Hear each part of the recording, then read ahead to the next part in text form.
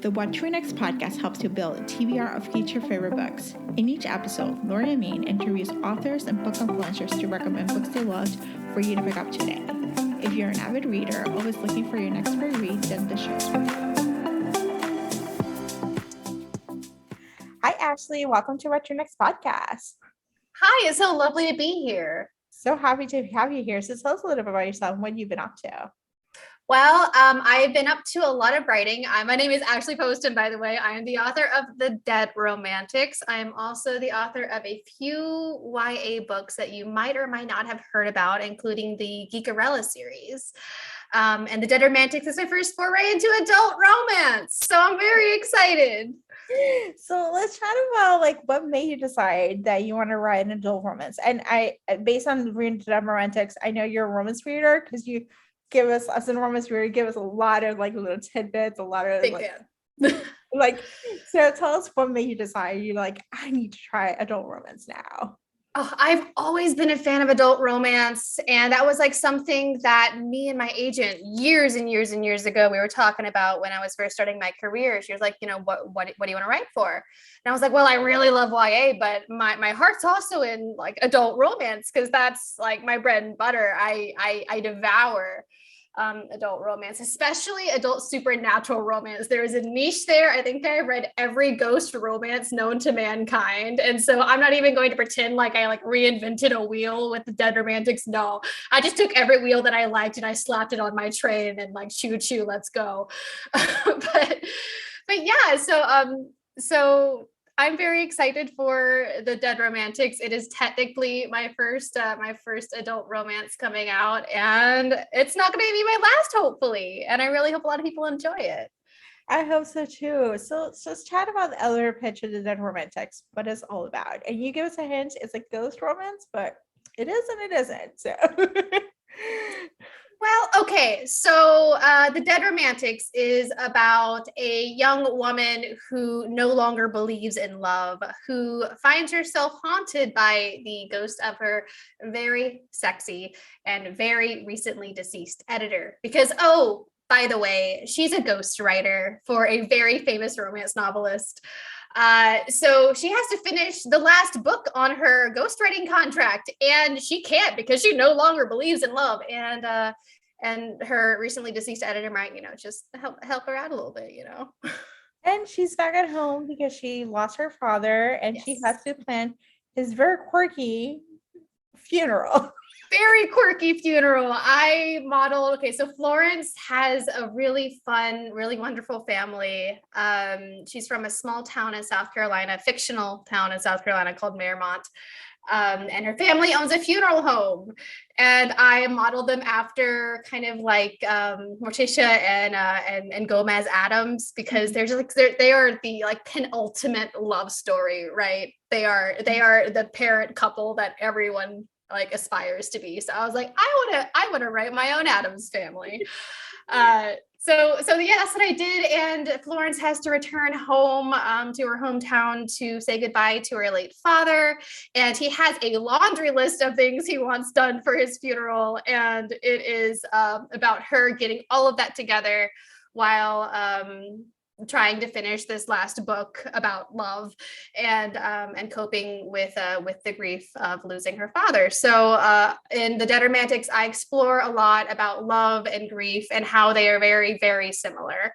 I think WandaVision said that love is grief enduring. No, grief is love enduring, and I really like that quote. And that's kind of what The Dead Romantics is. It's just a look at the different kinds of love and how love will get you through anything, maybe not the romantic kind of love, but familial love, friendships, that kind of thing, and the love for yourself and what you do. And yeah, I really like it. I really love it. I love Florence family. I love the way they accepted her gift. She's like, you're seeing a ghost, and they're like, okay, invite the ghost. They cannot see the ghost, but she can, and being able to have that relationship and be able to be supportive, no matter what, because Florence was like, I don't want to come back to the town, and they were like, okay, well, go visit you. Yeah, I wanted to make the family as supportive and wonderful as possible, and so the best way to do that is just to make them love each other. It was just so easy, really. Yes. And I have to say, this is like a very niche, and this is like a small detail that it spoke my heart. I live in Jersey City. I live in New York City for about 14 years. And so you mentioned taking the path home, and I was like, oh my gosh, you don't know how many years I've taken the path home. It's like, it spoke to my heart because it's like such a niche experience. Like, it's just not everyone lives in New York City, takes the subway. They might take the path, you know?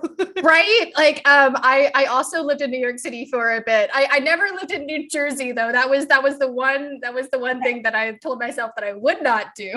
But I have had to visit friends who did live in Jersey City. So I was like, you know what? I am going to make their pain my inspiration. Yes. Yeah. So I was very glad when I saw that. I was like, oh my God, she spoke my heart. It's like a special kind of hell. It's like the PATH train is like the one train that I would think you would see a ghost just trapped there. Like, I'm never leaving. Yeah, it's actually nicer than the subway. They improved the trains. Actually, I lived there for 14 years, so they improved the trains. Like after my second year, we got the like nice blue trains and stuff. Ooh. But it's like it takes forever, you know. Like it's just like it just takes forever. It takes so long, and you're trapped underground, and you're like, well, if something happens, I'm underwater because you're crossing the Hudson River. Yeah. So you're like, well, if something happens, I'm just gonna be here for the rest of eternity. Yeah. So I love this. All right. So you mentioned the romance that spoke your heart. So can you tell us some ghost romance, or what were some of your gateway drugs, like gateway romance drug, you know? So this is gonna date me a whole lot, but my gateway romance, like ghost romance into like adult ghost romances, was actually a YA by Meg Cabot called the Mediator series. Yes. Like I was a teenager when I found them, like a young teenager, and like, man, they were my candy. I loved them so much, and they influenced a lot of like what kind of ghost stories I liked, and like how I wanted to see like a happy ending for a ghost story, because like most ghost romances, spoiler, they don't have happy endings because one's dead and like one's not. So whenever like I talk to people about dead romantics, they're like, that doesn't have a happy ending, and I'm like, is it in the romance section? Yes, then absolutely it has a happy ending. I'm not going to do that to you. Absolutely not. So yeah, no, the Mediator series was absolutely my gateway. Like it's aged interestingly. Like there are some hijinks that don't work, but overall it's still like a really fun read years and years later. Oh, that's so cool. And yes, I did read the end of your book before before going back. I was like halfway through. I was like, I don't know if this is a happy ending. I just need to read the end. Okay, that's a mood. I always read the last page of any book first, just to make sure it like ends a certain way. And even if it doesn't, I will prepare myself for it. I do not want like to get to the end of a book and like realize it's not a happy ending. And I'm like, no, why did I do this to myself? Yeah, I need to know. I know for certain. I know there's a promise. I know there's a reason what's called romance. It has a happy ending, but I don't trust sometimes, and I don't trust people. I don't trust the marketing. I was like, I just need to know, like, this is gonna be a happy ending for sure, or it's just like gonna give me like the feels. So yeah, so I did read the ending, and then I was like, I was pleasantly surprised it was a happy ending. You know, I do not fault you for that. I also do that. So like, I think a lot of people do that, but they just won't admit to it. Yeah, so good. So do you have any books you recommend our listeners to pick up? Yes. So right now I am reading The Undertaking of Heart and Mercy by Megan Bannon. She's also a YA turning adult author. She is one of my favorite authors of all time, and I love her adult debut. It is so soft, it's so whimsical. It's basically Diana Wynne Jones meets TJ Klune. It is the exact kind of soft, wonderful, warm blanket fantasy, like contemporary fantasy that I like yearn for. I also like the other book that I highly recommend is The Very Secret Society of Irregular Witches by Sangu Madana. It is so good. It is so good. It is one of my favorite. It definitely has like that India Holton feel to it. And it is fantastic. I love all of Sangu's works. And this is just, she's just shining in this. It's so good. I love these recommendations and I'm totally picking them up. So yes, do. And then tell me what you think about them. I will.